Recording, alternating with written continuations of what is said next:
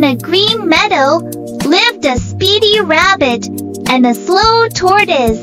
The rabbit always teased the tortoise for being slow.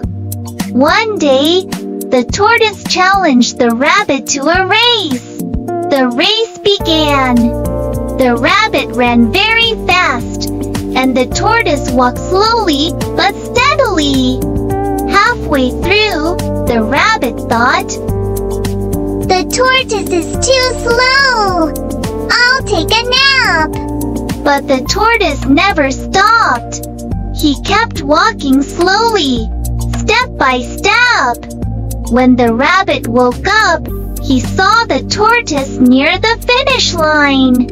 The tortoise crossed the finish line first and won the race.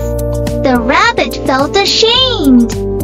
He learned that overconfidence leads to failure. And so the story teaches us slow and steady always wins the race.